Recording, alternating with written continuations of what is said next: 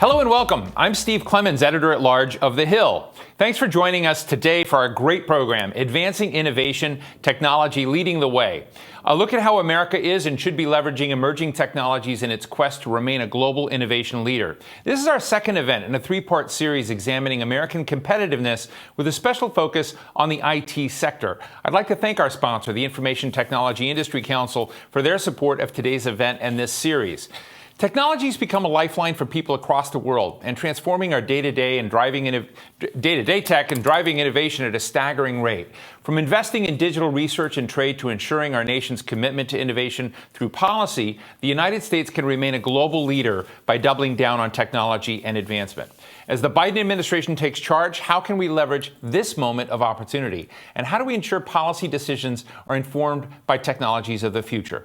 We're going to be putting these questions and more in front of a fantastic lineup of speakers. You know, some members of Congress, some people that are headliners, some folks that are helping the Biden administration come in, folks from industry, folks from the think tank sector. It's a really great lineup today, and I hope you'll stay with us.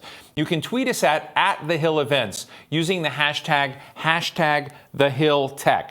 We're broadcasting live. We're going to be taking your questions throughout the program. We already have some that have come in, and thank you for those. As with any live stream, you could experience occasional trouble with the video. And I laugh at this because they say if you just click refresh, it should work. Never for me, but I'm really hopeful it works for you.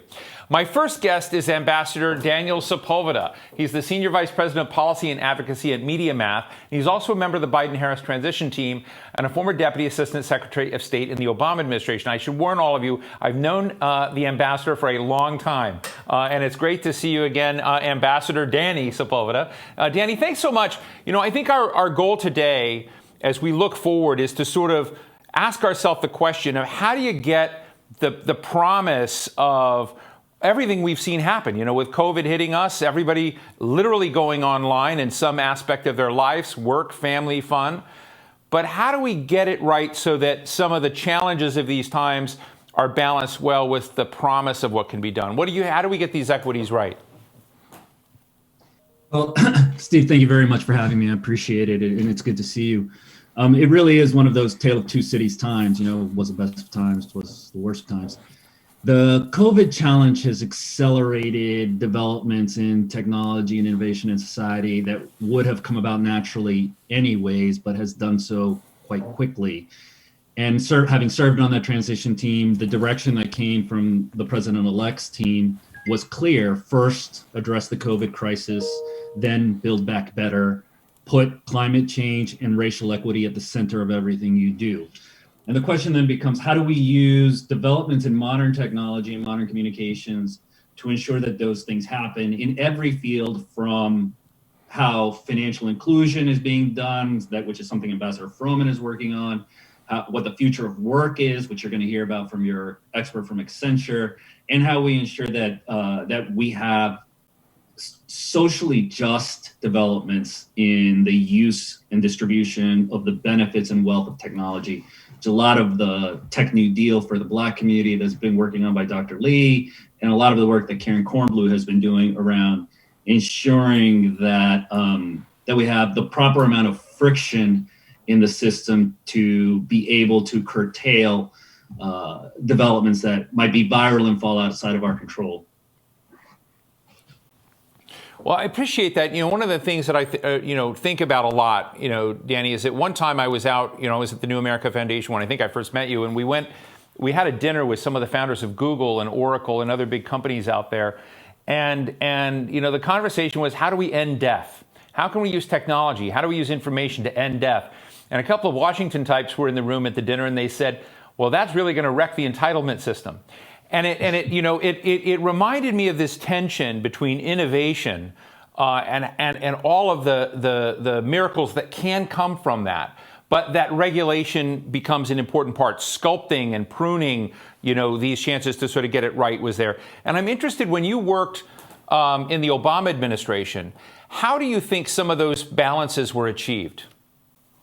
Well, sure, and it's an important question, and I would take it back to when I worked for the president in the Senate. President Obama then in the Senate. Yeah. And the original vision for us on the left relative to technology was its democratizing force, its ability to ensure that people who had historically not had access to information and communications were able to get it, that both civic discourse and commerce, and then the benefits of advances in health and science were widely distributed. And that still remains the governing principle and authority by which we intend to move forward. And initially, that meant ensuring that nascent technologies were not hindered by aggressive regulation, that we were going to take a very, not laissez-faire, but cautious approach to ensuring that we weren't governing technology, but we did need to govern behavior. And to some degree, I think that as we've seen the maturation of these markets and the maturation of these technologies, that we have come to learn that their potential for good is also needs to be held in accordance and balance with their potential for misuse or their potential for harm. And that we need to consciously, and as a society, not be reacting to technology, but ensuring that it is developing through communal direction, that we have a sense of what we want technology to do for us rather than to us. And that requires regulation. Yeah, one of the other things that's happened recently just in the news is, we're not talking very much about it right now because there's so much else in the news, but is the Russian hack of the U.S. government, with the solar wind accessibility apparently to hackers, and how this is a crossway.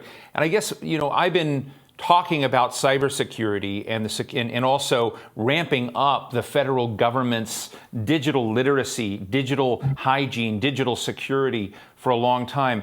As I guess this is an unfair question, but with the Biden-Harris team, the Biden-Harris team coming in, is there an awareness of how vital it is to finally plug these holes, to finally look across government and the weak and fragile digital infrastructure that I think the government still has, and begin to address this in a serious way?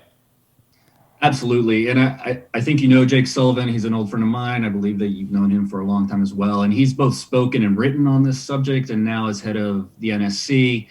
I believe they've already assigned a director level or assistant to the president level for addressing these questions on cybersecurity and ensuring that we have interagency cooperation with cybersecurity officials from the DoD, the Homeland Security, state, and across the agencies to ensure that we do fill in these gaps. And we need to make sure, my colleague, Chris Painter at the State Department, when I was there, headed up our cyber discussions abroad on ensuring that malicious actors at the state level, that we were able to find attribution for it, and that we had a coordinated and agreed upon international position on ensuring that actions taken in cyberspace as state actors were checked and remedied. I mean, it's a pretty dramatic time, and I just sort of think, when I sort of look at this, part of our goal today is to sort of benchmark, America's situation globally too. You were at the Department of State. You're aware of a lot of the capacities others.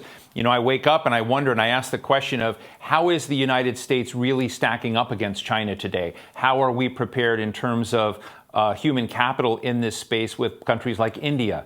And that gets into questions of education. It gets into questions of, who you bring into your country to educate and allow to be part of that exploration and our immigration equation. What do you think needs to be tweaked when it comes to the international system and the flow of talent in and out of this country with regards to these technologies of the future? Yeah, absolutely. I think Jason Furman has written recently about the expertise in artificial intelligence being widely dispersed around the world. And to the degree that we want to be leaders in that space, we need to welcome that talent into the country. And if you look at Silicon Valley and the leadership in Silicon Valley, a significant percentage of that leadership is either, first-time American or first-born American, or the children of immigrants. And that openness to talent and the belief that you can use that anybody in the world can be an American to the degree that they wish to pursue and commit themselves to the principles of being an American. And I think that openness to the world, that openness to human value and human capacity around the world is a core Biden theme. But in addition to ensuring that we are open to the most talented, most capable people around the world, we also need to recognize that a significant portion of our economy is built on the backs of low-wage labor that also includes a large immigrant population, and we need to value that labor as well and ensure that it is well rewarded. You're so thoughtful on these things. I wish I could spend an hour with you. I've got some audience questions that have come in, and we've got one from Tina for you. Tina? Thank you for taking my question. I'm Tina Wojner. I'm the program manager with WEMA, the Water and Wastewater Equipment Manufacturers Association. We're a trade association based in Leesburg, Virginia, and we represent the manufacturers of water treatment technology. And my question is, what legislative initiatives do you foresee for innovative technology adoption in the 117th Congress and Biden administration? Thank you. Thank you, Tina. Just a small question. Right. And thank you very much, Tina. Leesburg is close to where I live, and I know Senator Warner has been a leader on all of these issues, as well as Senator Kaine. I do know that the administration is looking at environmental technologies, both on the ensuring that we have access to clean resources, much in the space that you work in, as well as in renewable energies. And in creating, Brian Deese just recently talked about this, the new head of the NEC, in creating long-term policies that create certainty for investors and encourage investment in advancements in technology that provides for cleaner water as well as generally cleaner energy. Danny, we're just about out of time, but I want to squeeze in one last question. Vice just put out a statement was very shocking and saying that there are neo-Nazi groups out there that are online trying to connect with members of the U.S. military services and to turn them into assassins, essentially. I hate to talk about this so bluntly on there, but this is a time we have to do it. I guess I retweeted it out to U.S. Cyber Command and to the FBI and said, do we have the ability to track these people inside our country versus, watching what the Russians or Chinese are doing? You know this world well, and we've just gone through a huge shock in the nation with what we've seen. To what degree is our federal government prepared to deal with this element of domestic sedition and use these tools of IT, use what we have inside the government to protect ourselves? And I know it's a tough question, but I need to ask you. So a couple of points. One, at the State Department, I had the opportunity to work with our defense and intelligence communities pretty closely, and I have the utmost respect for them, both as patriots in their capabilities, and their capabilities are extensive.